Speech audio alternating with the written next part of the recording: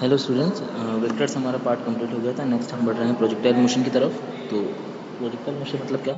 Suppose करो दो student है या दो लोग जो क्रिकेट खेल रहे हैं, वो एक, मान लीजिए शॉट खेला, बॉल गई बाउंड्री पे, तो बाउंड्री से जब जो फील्डर थ्रो करता है कीपर के पास, वो बॉल को कैसे थ्रो करेगा? सीधे ऊपर करेगा क्या? नहीं करेगा। बिल्कुल ग्राउंड का लॉन्ग करेगा क्या? नहीं करेगा।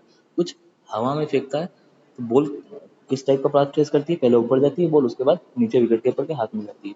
एक और एग्जांपल, जेवलिन थ्रो जो नीरज चोपड़ा जी ने अभी दिखाया, इसलिए आपको याद याद होगा भी, इसलिए बता देता हूँ एग्जांपल। जो उन्होंने जेवलिन को थ्रो किया, जेवलिन मतलब आपका भाला, तो भाले को उन्होंने कुछ एंगल पे थ्रो किया होगा। वो एंगल पे थ्रो किया, तो उसने वो पहले भाला कहाँ गया? ऊपर की तरफ गया, फिर नीचे की तरफ गया। टोटल उसने कितना 87 पॉइंट समथिंग के आसपास ट्रेस किया। तो प्रोजेक्टाइल मोशन क्या यही होता है, जब किसी बॉडी को वर्टिकल के और हॉरिजॉन्टल के अलावा किसी एंगल थीटा पे फेंका जाए विद द हॉरिजॉन्टल, तो वो पैराबोलिक पाथ ट्रेस करता है। पैराबोलिक पाथ कैसे ट्रेस करता है? वो इक्वेशन ऑफ ट्रेजेक्टरी जब डिराइव करेंगे हम, वहाँ पे पता चल जाएगा कि पैराबोला होता है। वो पैराबोलिक पैराबोलिक पाथ ट्रेस करता है, और उस इस टाइप की मोशन को बोला जाता है प्रोजेक्टाइल मोशन। या फिर वो जो ऑब्जेक्ट है, जो भी आपने फेंका, जेवलिन है जेवलिन, बॉल है तो बॉल, उसको हम बोलते हैं प्रोजेक्टाइल। होता क्या है, सपोज करो अब फिजिकल एनालिसिस की तरफ बढ़ते हैं कि आपने किसी एक ऑब्जेक्ट को यू वेलोसिटी से with N angle theta, you velocity कहाँ पर है? यू वेलोसिटी एक वेक्टर होती है, तो वेलोसिटी वेक्टर यू मैंने बनाया कहाँ पर? At an angle theta with the horizontal, उसको फेंका। तो ये इसके केस ये पैराबोलिक पाथ ट्रेस करेगा। तो उस पैराबोलिक पाथ के लिए हमको क्या क्या डिराइव करना है, वो सारी चीजें हम देखते हैं। तो सबसे पहले क्या होगा, जब पाथ जाएगा, जो भी पार्टिकल जाएगा, तो आपको पता है कौन कौन सा पाथ ट्रेवल करेगा? Parabolic path.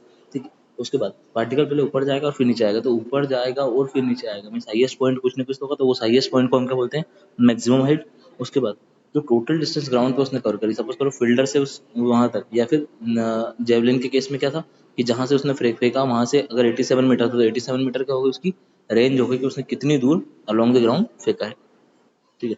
अब देखो रिजोल्यूशन ऑफ वेक्टर में हमने देखा था कि कोई वेक्टर ए अगर एट एन एंगल थीटा हो, तो उसमें जहां पर थीटा होता है उस वाली साइड क्या हो जाता है? ए कॉस थीटा। जहां पर नहीं नहीं होता थीटा, वहां पर sine theta.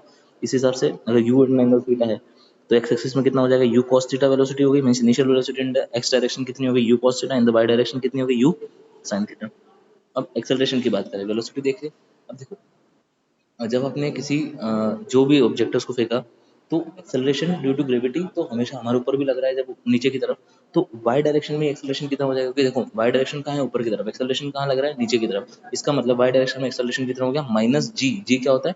Acceleration due to gravity, जिसकी वैल्यू क्या होती है? 9.8 मीटर पर सेकंड स्क्वायर। ठीक है।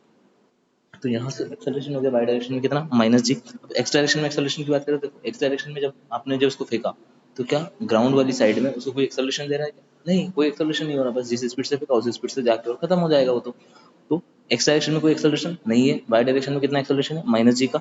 अब देखिए हाईएस्ट पॉइंट पे जाकर इसमें क्या होगा? देखो अगर एक्सेलरेशन नहीं है, हाँ पहले बात करिए, अगर एक्सेलरेशन नहीं है एक्स डायरेक्शन में, अगर एक्स डायरेक्शन में एक्सेलरेशन नहीं है, इसका मतलब acceleration zero. Acceleration zero means velocity में चेंज जीरो। अगर वेलोसिटी में चेंज नहीं हो रहा है, इसका मतलब क्या होगा? Velocity is constant. तो आपने यू cos थीटा से जो फेंकी थी ना, उसकी वो यू cos थीटा वेलोसिटी कहाँ रहेगी? आखिरी तक यू cos थीटा ही रहेगी।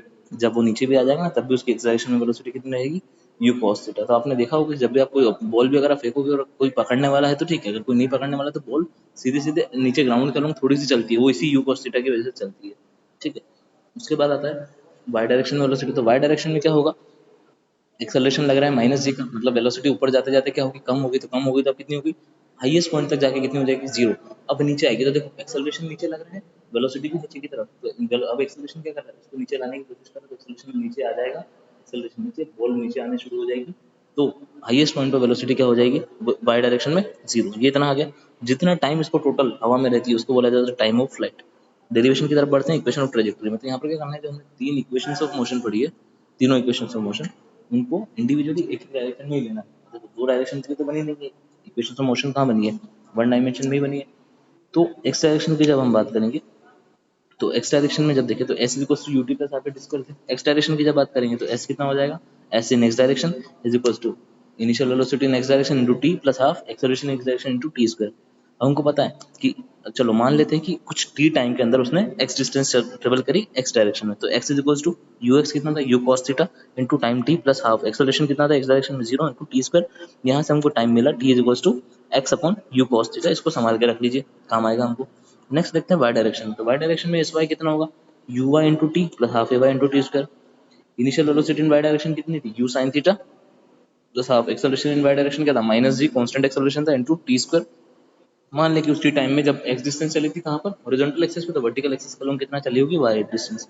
तो वाई कितना हो जाएगा, यू साइन थीटा। टाइम की जगह पिछले से क्या निकाला था हमने, u of x upon u cos theta, वो यहाँ पर पुट कर दीजिए।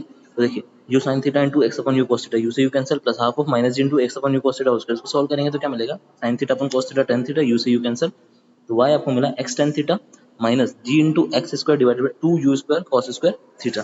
तो वाई कितना मिल गया, x tan theta minus g x square two u square cos square theta. यहाँ से टेन थीटा को मैंने कुछ कांस्टेंट मान दिया ए, और जो बाकी टर्म बची थी minus g two u square cos square theta उसको मान लिया बी। मतलब एक्स और एक्स स्क्वायर को छोड़ के और वाई को छोड़ के हमने बाकी सब चीजों को एक नाम दे दिया ए, एक नाम दे दिया बी।